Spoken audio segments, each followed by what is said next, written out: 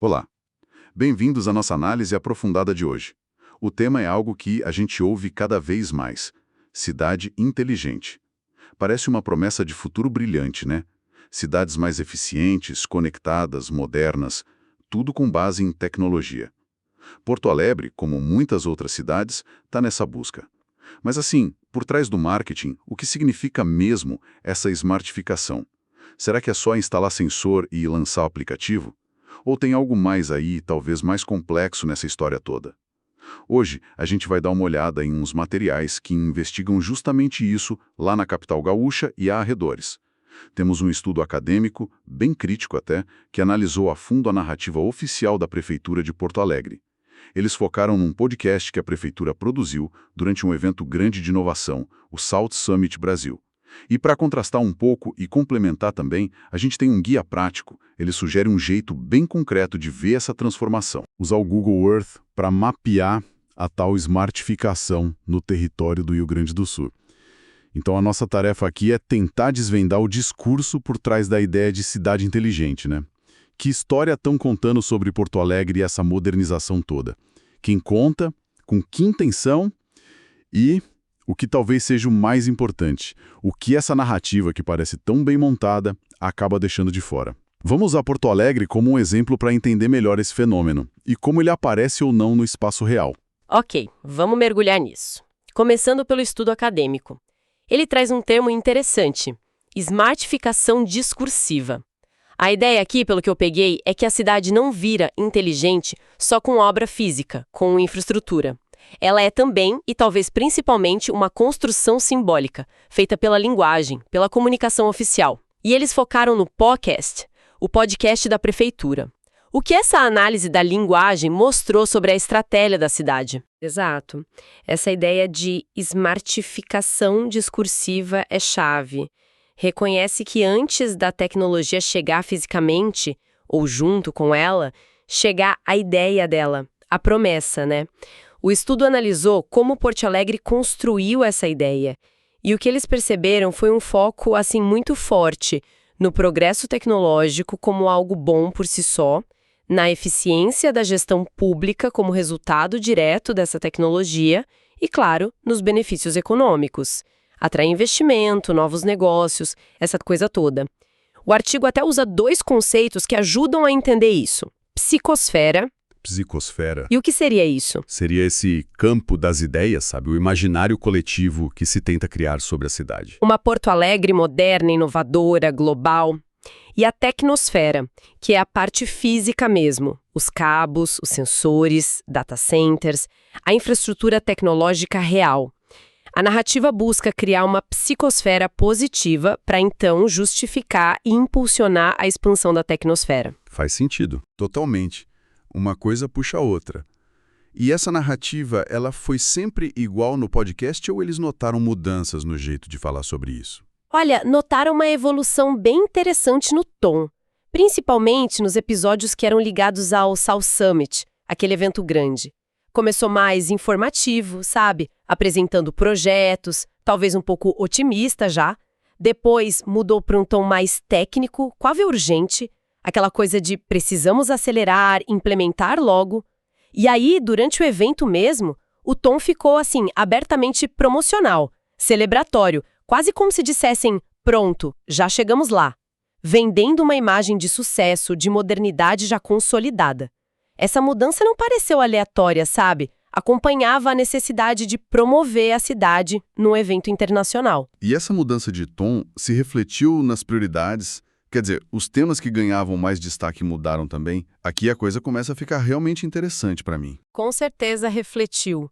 O estudo mapeou as ênfases temáticas, episódio por episódio, e o resultado, que está num gráfico lá no artigo, é bem claro. Os temas tecnologia e economia, esses tiveram destaque alto ou médio em todos os episódios que eles analisaram. Falava-se muito de inovação, startup, investimento, competitividade. Agora, quando você olha para as dimensões social e ambiental, a representatividade foi mínima. Quase uma nota de rodapé, sabe? Nesse grande discurso sobre modernização tecnológica e econômica. Peraí, deixa eu ver se entendi. Então, num evento gigante para promover a cidade como inteligente, a conversa oficial, no podcast da própria prefeitura, focou quase só em tecnologia e dinheiro, e deixou de lado as pessoas, os problemas sociais, as questões ambientais mais sérias. Isso parece bem seletivo, né? Que o estudo levanta. E essa seletividade não é neutra, né? A análise identifica o que eles chamam de formações discursivas dominantes. São, tipo, as grandes ideias que sustentam essa narrativa. Uma é a tecnocrática, aquela crença de que a solução para os problemas complexos da cidade vai vir dos especialistas, dos dados, da tecnologia, quase como mágica. Outra é a economicista, a cidade vista primeiro como um negócio, um espaço para competir por investimento, onde o crescimento econômico é o fim último. E, claro, tem a formação otimista e gerencialista, aquela promessa constante de progresso, eficiência, bem-estar, tudo vindo dessa gestão focada em tecnologia e resultado. É uma narrativa forte, né? Vem de um futuro bem atraente. Mas você falou em seletividade. O estudo também apontou o que ficou fora dessa história bonita. Os tais silenciamentos. O que a narrativa oficial escolheu não dizer? Sim, e essa é talvez a parte mais crítica da análise, porque os silenciamentos são tão importantes quanto o que é dito. O estudo identificou vários pontos cegos nesse discurso oficial do PoaCast. Por exemplo, a desigualdade social profunda que marca Porto Alegre, como tantas cidades no Brasil, isso foi, assim, praticamente ignorado. A exclusão digital. Quem é que de fato tem acesso e sabe usar essas tecnologias todas? Também não foi um tema central. Outro silêncio importante. Como a população poderia participar de verdade do planejamento dessa cidade inteligente? Falava-se em ouvir as pessoas, mas os mecanismos concretos de participação pareciam ausentes ou secundários. E a questão ambiental, mencionada de forma superficial, muito mais como um marketing verde, sabe? Do que como uma preocupação central, crítica com a sustentabilidade. Mas sei lá, alguém podia argumentar que era só um podcast promocional. Talvez não desse tempo de falar de tudo. O estudo argumenta que não é falta de tempo, é escolha estratégica mesmo. O padrão das omissões é consistente. Identificaram também contradições bem fortes. O discurso prometia eficiência e benefícios para todos, né? Mas a realidade da desigualdade continuava ali, intocada na narrativa. Falava-se em governança inteligente, mas o modelo parecia muito centralizado, técnico, de cima para baixo. O ponto central é que o poder não age só pelo que ele impõe, mas também pelo que ele consegue tornar invisível, pelo que ele consegue calar. Esses silêncios ajudam a manter a narrativa coesa, atraente, escondendo os lados problemáticos ou controversos. Faz muito sentido. É como um holofote, né? Ilumina bem algumas partes e deixa outras na sombra total. E como essa construção do discurso, essa história contada, se liga com o espaço físico mesmo, com o território de Porto Alegre? Ela tem consequências concretas na cidade. Com certeza tem. E aqui o estudo usa conceitos da geografia crítica, como os do Rogério Reisbart. A ideia é que esse discurso da smartificação busca reterritorializar Porto Alegre. Reterritorializar. O que isso quer dizer na prática? É como tentar redesenhar o mapa simbólico e funcional da cidade. Dar a ela uma nova identidade, uma nova vocação. Nesse caso, a de um polo tecnológico global, atraente para investimento, para talentos da economia digital. O exemplo mais claro que eles citam é o do Quarto Distrito, uma área industrial histórica que está sendo super promovida como distrito de inovação.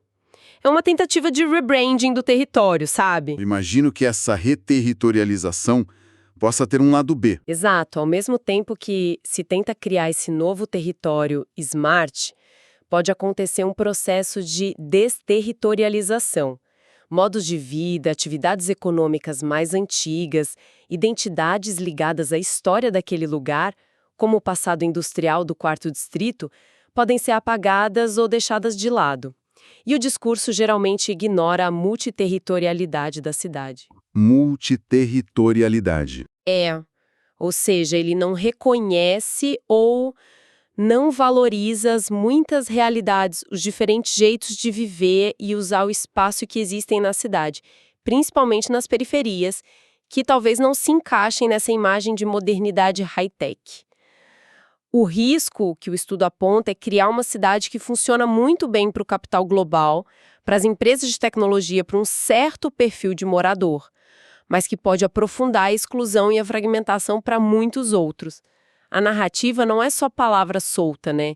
Ela orienta onde o dinheiro vai, que tipo de projeto vira prioridade, quem ganha e quem perde nessa transformação do espaço. Ok, essa crítica à narrativa é forte, bem fundamentada.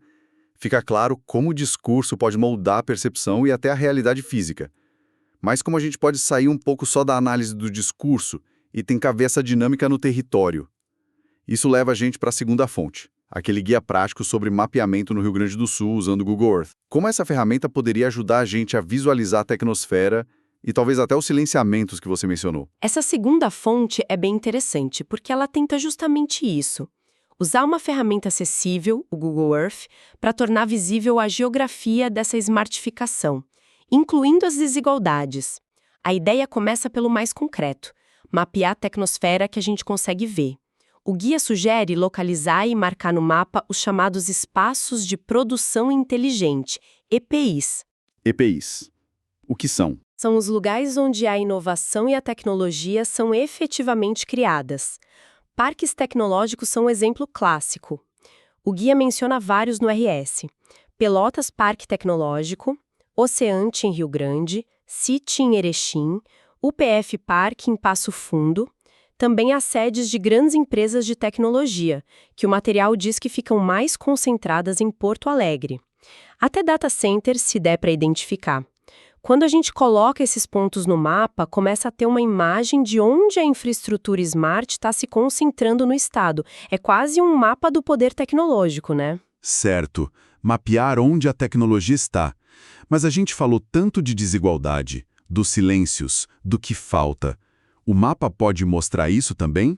Como é que a gente mapeia a ausência? Essa é a parte crucial da proposta do guia. Ele sugere ir além de mapear só os pontos brilhantes.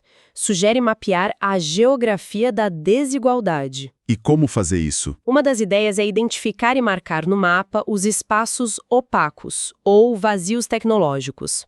São aqueles municípios ou até bairros dentro de uma cidade com pouca ou nenhuma infraestrutura de TICs, de tecnologias de informação e comunicação. O guia dá exemplos concretos. Menciona municípios em coredes específicos, como no norte e sul do estado, cita Arroio do Padre, Faxinalzinho como lugares com baixa densidade tecnológica. Outra técnica é mapear o contraste. Você marca um polo tecnológico supermoderno, um EPI, e logo do lado, no mesmo mapa, marca um bairro vizinho que talvez não tenha nem saneamento básico ou internet de qualidade.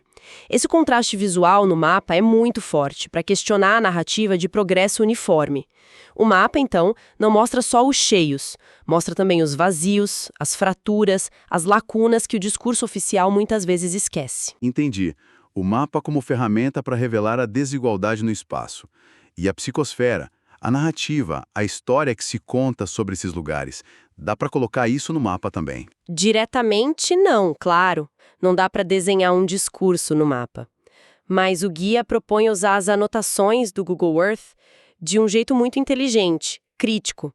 A ideia é que, ao marcar um ponto, seja um EPI moderno ou um espaço opaco, quem está mapeando não só localize, mas use o espaço de descrição para adicionar contexto, análise. Primeiro, registrar qual é a narrativa oficial ligada àquele lugar. O guia dá exemplos. A história da economia azul, que sempre aparece na divulgação do Oceantec em Rio Grande, ou a imagem de Passo Fundo como cidade que se projeta para o futuro com o app Cidadão Online. Mas e aqui está o pulo do gato crítico. A proposta é confrontar essa narrativa oficial ali mesmo na anotação.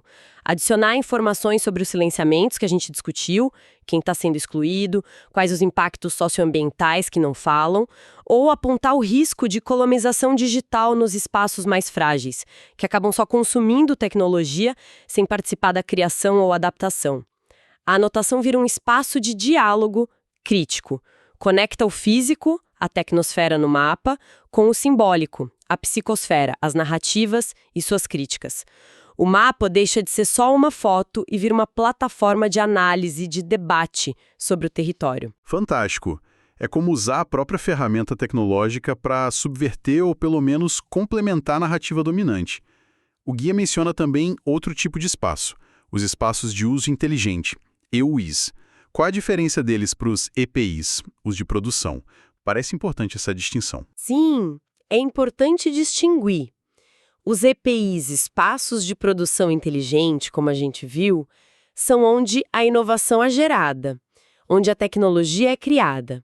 Parques, universidades, centros de pesquisa, sedes de empresas tech. Já os UEIs, espaços de uso inteligente, são onde os serviços e benefícios dessa cidade inteligente são aplicados ou acessados pela população. Eles podem ser espaços físicos. O guia cita como exemplos postos de atendimento digital assistido, como o programa Tudo Fácil e em Passo Fundo, que tentam levar o acesso a serviços digitais para quem tem dificuldade, buscando promover o que eles chamam de justiça territorial. A ideia de usar a tecnologia para diminuir e não aumentar as desigualdades de acesso no território. Mas os UEIs também podem ser plataformas virtuais, como painéis de dados abertos da prefeitura. O exemplo é o painel Covid-19 em Pelotas. Nesse caso, para mapear, você colocaria o marcador na sede do órgão responsável por aquela plataforma, conectando a iniciativa virtual a um ponto físico de gestão na cidade. A ideia é mapear não só onde se cria, mas onde e como se usa ou não se usa a tecnologia smart. Ok. Então, juntando as peças dessas duas fontes. De um lado, a gente tem a análise do discurso oficial de Porto Alegre. Mostra uma narrativa poderosa, focada em tecnologia e economia, mas que, estrategicamente, silencia questões sociais, ambientais, as desigualdades. Do outro lado, a gente tem uma proposta concreta, quase um método, para usar mapas digitais, colaborativos, para visualizar não só os polos brilhantes dessa smartificação, mas também as sombras, as áreas esquecidas, os vazios tecnológicos, e até para registrar e criticar as narrativas sobre esses lugares. O que surge quando a gente conecta esses dois olhares? O território está longe de ser um processo só técnico, neutro ou inevitável. Ela é, na verdade, profundamente política e tem consequências espaciais muito concretas. O discurso oficial, a narrativa construída, como a do podcast, não é só conversa. Ela tem o poder de moldar percepções, a tal psicosfera, de definir prioridades, de justificar intervenções no espaço físico, a tecnosfera. E como a gente viu, essas intervenções muitas vezes acabam favorecendo certas áreas, como o Quarto Distrito em Porto Alegre, que vira vitrine, certos atores, o capital internacional, o setor de tecnologia, certos interesses, lucro, competitividade.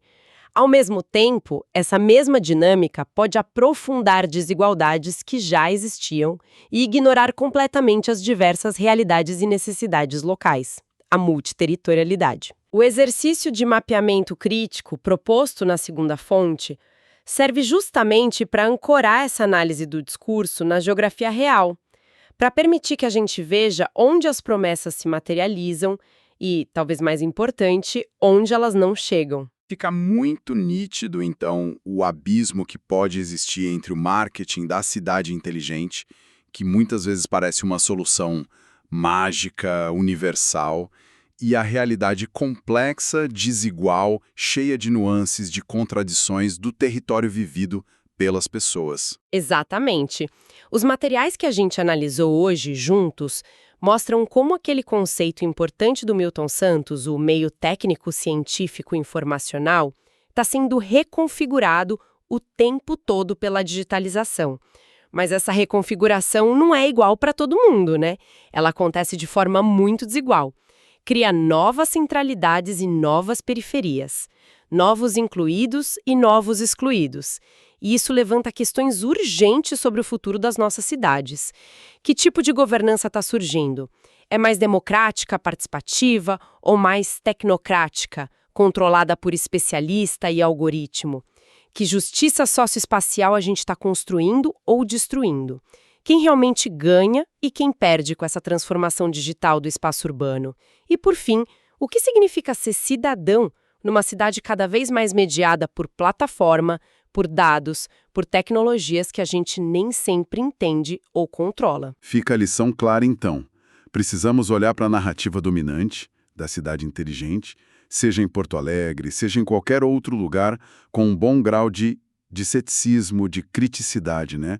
Não basta aceitar a tecnologia como um bem em si, ou como sinônimo automático de progresso. É fundamental questionar como ela está sendo implementada, quais interesses estão por trás, quais são as verdadeiras prioridades. E a pergunta essencial: para quem essa cidade dita inteligente está sendo de fato construída? Sem dúvida. O desafio que fica claro nos materiais é conseguir ir além dessa abordagem muitas vezes hegemônica, importada, que vem de cima para baixo, ditada por grandes empresas de tecnologia ou por modelos de gestão que não necessariamente se encaixam na nossa realidade. O desafio é buscar caminhos para uma smartificação, se a gente quer usar esse termo, que seja mais democrática, mais inclusiva, que parta das necessidades reais das pessoas, que reconheça e valorize a multiterritorialidade, as muitas cidades dentro da cidade, e que coloque a justiça social e a sustentabilidade ambiental no centro do debate, de forma séria, crítica, não só como um verniz de marketing. E, para finalizar a nossa análise de hoje, fica uma provocação para quem nos escuta. Se a narrativa oficial, como a gente viu no exemplo do podcast, tem esse poder imenso de mudar a percepção da cidade, de justificar investimento seletivo e de silenciar problemas urgentes, que outras narrativas a gente poderia construir? Narrativas talvez mais colaborativas, mais diversas, mais enraizadas nas experiências do dia a dia dos diferentes territórios da cidade.